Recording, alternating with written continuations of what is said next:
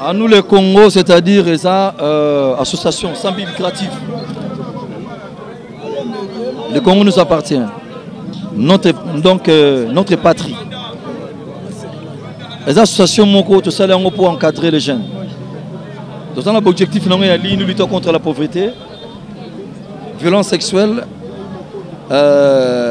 protection d'espaces verts. Donc, les associations Moko, c'est depuis longtemps, pour promouvoir les jeunes. Lobby nango, bazala batu. Tout ça, pour aider les jeunes. Surtout les lots, tout ça, les étudiants, les classes, les universités, les misalati. Tu vois, quand ils ont ébélé, il faut tout plus appeler les jeunes temps, opportunité.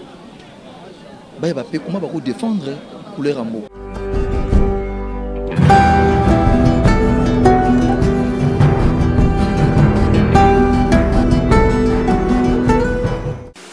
Banamboka, on est sur Congo America TV. Abonnez-vous tous. Bendela Mboka, Lukuma Mboka. Thank you very much. Congo America TV. Abonnez-vous à Congo America TV dans YouTube. Place où vous avez info. Il y a Ours Blanc, il y a Pembe, le Brad Pitt congolais. Mon Congo, abonnez-vous massivement. Merci. Congo America TV. Patrick Mbouya Kaniki TV. Congo America TV. Congo America TV.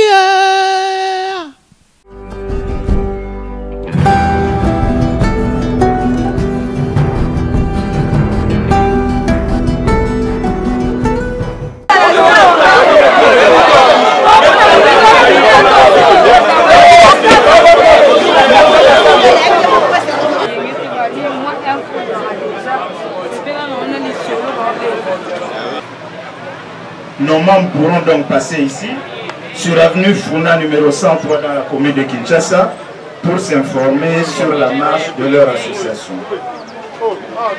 Nous saisissons cette occasion pour lancer un vibrant appel à toute la jeunesse ambitieuse, notamment les étudiants, les sportifs de toutes les disciplines, les jeunes sans emploi, les femmes rurales, bref, tous les Congolais dans l'ensemble, à rejoindre les rangs de Anou le Congo en souscrivant leur adhésion. Nous invitons l'initiateur Makanda Werason à procéder à la coupure du ruban symbolique et inaugurer ainsi le siège permanent de notre association dans le district de la Lukunga. Je vous remercie. Merci beaucoup. Nous disons merci à M. Stani Isaki, président de l'inauguration du bureau permanent de l'ASBEL Anou le Congo pour le district de Lukunga. Comme l'a dit M. Stani Isaki, président de Anou le Congo, d'autres bureaux similaires, d'autres bureaux permanents similaires seront ouverts dans les 3 autres districts de la ville de Kinshasa. L'ASBEL Anou le Congo. Alors, il a bien dit, vous jeunes, qui êtes pleins d'ambition, vous êtes invités à rejoindre les rangs de l'ASBEL Anou le Congo, qui a des objectifs nobles. Jeunes, l'objectif qu'Anou le Congo est aligné. Pour lutter contre la pauvreté, Anou le Congo, au pays de Kola, au pays de Mola, la quantité de vie, Ndema Makanda Werason, la action est midi à soutenir la personne qui va tomber dans la démunie. Pour Alingarate, va souffrir, Alingarate va battre dans la Kimobola. Il y a un objectif à Liboso. Pour lutter contre Kimobola, Kimobola est allé m'amener. Ceux qui ont Mobola, ils ont motivé de dépendre dans la balle. Alors que ceux qui ont eu l'indépendance, ils ont la même salaire, tout ça, ils ont allé mourir, ils ont la parasité, ils ont la Mobola pour dépendre de la balle. Deuxième objectif, les alliés pour lutter contre la délinquance juvénile, mais les autres ont un phénomène qui nous. Ils ont ça la piété pour la ville de Kinshasa, ils ont ça la pénalité de côté. Alors, il y a Anou le Congo, on est à créer aux alliés pour phénomène voilà. Il y a délinquance juvénile. Pour phénomène voilà. Il y a phénomène voilà, il y a beaucoup de là. Donc on sait l'encadrement de la jeunesse, l'année est bien. Les jeunes vont se former la misala pour face à l'occupation, face à la misala, face à la monde, batika esprit, il y a coulina, batika banditisme. Troisième objectif, la lutte contre toutes sortes de violences qui est à la famille en France. Voilà. À nous, le Congo, se protéger que moi aussi, la moine. Parce que vous dites que moi aussi, la français, éduquer une femme, c'est éduquer toute une nation. Moi aussi, ça va éduquer, madame, les alliés va éduquer Mboka Mobimba. Moi aussi, les alliés, à générer un développement très très important. La vie, la nation, la vie, la société. Il y a à nous, le Congo, nous dit, il faut ça la nuance. Moi, c'est à la respecter la société, la vie. Moi, c'est à la montrer à le coup. Moi, on a constitué avenir la Moka. Je ne peux pas encadrer pour lobby à servir Moka dans le Malab. Alors, la promotion de l'éducation pour tous avec une action particulière sur le patriotisme et la citoyenneté. Nous faisons du Moka dans la vie. Nous avons béni patriotisme, amour de la Moka. À nous, le Congo, je vais mettre une action particulière sur elle. Pour regarder tout ce qui est je sais appeler ma belle, on vient de me oh, voilà maman. Moi je suis venu, il y a bon sang, on a bon sang, on prend un bon sang. Donc il faut toujours avoir une notion de patriotisme, une notion d'amour et d'amour. La production de bois, la bouteille en plastique, la boule, on boit à thé. Si on a une poubelle publique, si on a la poche dans la sac, comment on tient un acte là-haut, boire dans la poubelle là-haut. Voilà notre pays citoyenneté. Donc, on lingi mboka na yo, aux autres samidé pour l'État, aux autres linga makamuno so ekene nanzela. Yango wana eloko avu le Congo et lingi. Enfin, la protection des espaces verts, environnement. Environnement, bandeko. Au moins, on a battu sous nous avons dit que l'éducation n'est pas ouverte. Fini. L'espace vert, l'espace où ils allaient que tout est raté. C'est là où on a tout ce moyen, tout est là. On va habiter l'espace vert, on va lui donner, non, on peut pas faire l'air naturel. Et c'est nécessaire. Pourquoi on est là? Moi, l'espace est mon ami gaga, on est pour retour. Le nôtre, toujours, il est là, réchauffement climatique. Mais c'est parce que vous avez des espaces verts. Vous avez connu la quinoa. Dans le temps où on se posait dans l'état manga, l'état safou, l'état cocotine, l'état mbila, l'état avocat. Mais le long du temps où on est là, tout le monde est là, Simon, la Simon. L'état madame est prévalent aux amateurs. Vous savez que vous avez dans la parcelle. L'état manga, l'état madame, la mbila, l'état cocotine, tout sur le pont. Mais le long où on a kataka nyonso, mawatro. Des espaces verts, il faut te protéger à vous. Bande de sous la place à Moussaranaté. Peut-être qu'on peut être moins foot. Peut-être qu'on peut être moins dans les actes. Il y a le Congo le dit, il faut que nous piquons les héros. Nangana, mais pour traduire un peu en lingala, Makambo, président Issa qui a autour de Noba, Koboye, Batina a mis le Congo, Koboya. Nous avons besoin d'avoir la carte à nous le Congo. Alors, maintenant nous allons passer à la coupure du ruban qui symbolise l'inauguration de ce lieu, qui, je vous le rappelle, est le bureau permanent de l'ASBEL à nous le Congo pour le district de Lukunga. Et cette coupure de ruban sera faite par l'initiateur et le fondateur de l'ASBEL à nous le Congo, Noël Ndiama Makanda, autrement dit Rasson, que j'invite à cet effet. Accompagné de membres du bureau.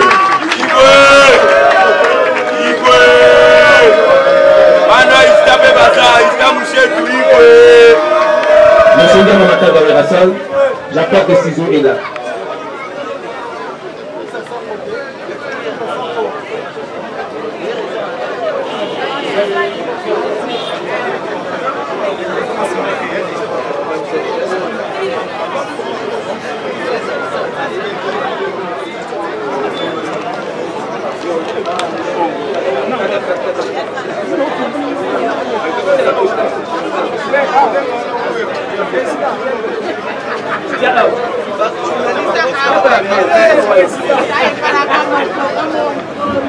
Maboko makasi pour la ensemble. On peut pas champagne,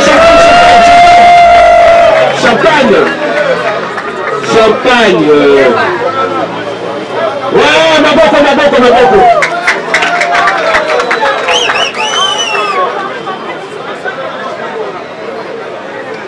Ouais. Saka, mais la main pour Saka. Le possible n'est pas de soi. Ah non, ouais. Maboko fait le Congo. Maboko. Alors, merci beaucoup. Nous allons maintenant inviter M. l'abbé Jean-Marie Tendé à accompagner M. Ndiama Makanda Nirason et les membres du bureau pour la bénédiction des locaux. Monsieur l'abbé.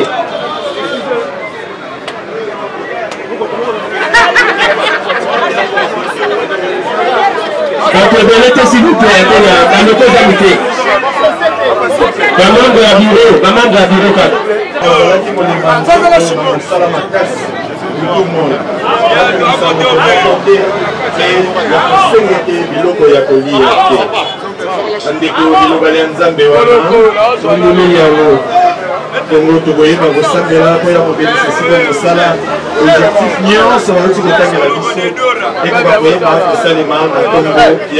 Et mon konzi osala kate bato na mosala mabango bakonza biloko biso esa biso mayele na nguya totia motema na mosala tokosala elongo na yo tobongisa bikelamu bongo na mosala moyo tokosala toyeba komisalisa tosalisa mpe baninga bazali bashikasi tokobondela bongo mpo ya kristo mokonzi ya biso bileke biso seko. Amen.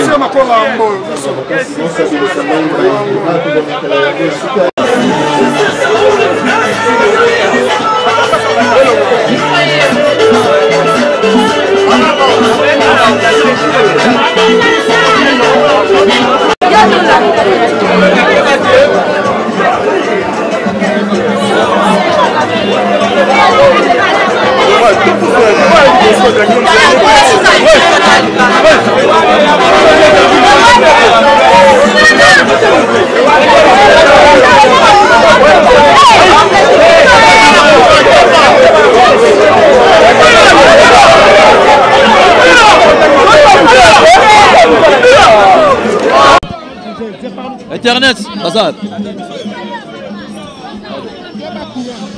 Internet, Boya.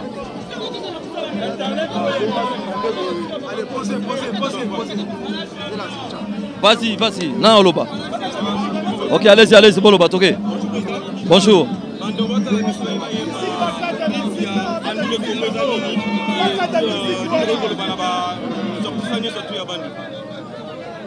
À nous le Congo, c'est-à-dire ça, association sans but lucratif. Le Congo nous appartient. Notre patrie. Les associations Moko, tout ça pour encadrer les jeunes. Tout ça, l'objectif, nous luttons contre la pauvreté, violence sexuelle, protection d'espaces verts. Donc, les associations Moko, après ça, c'est depuis longtemps. Pour promouvoir les jeunes, lobby nango bazala bato.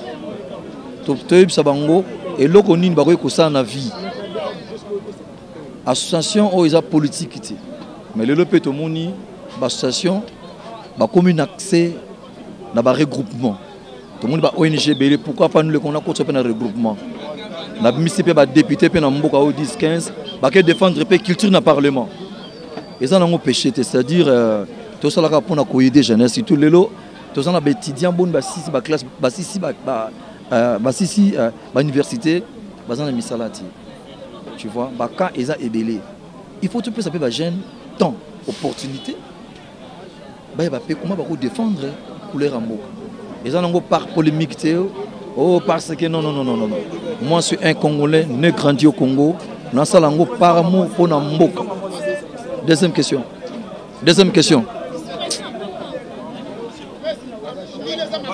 Vas-y.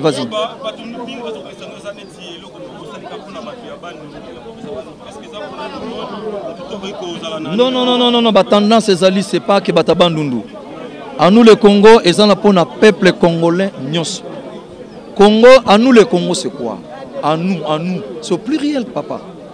Le Congo nous appartient, il y a un yo. Donc, yo se défendre, il va défendre. Mais bien, je vais dire ça, si c'est ma classe, alors il faut encadrer ça. Orientation. Donc, ça, il y a cotérité. Oh, il y a non. Et ça, on a la République démocratique du Congo. C'est pour tout le monde.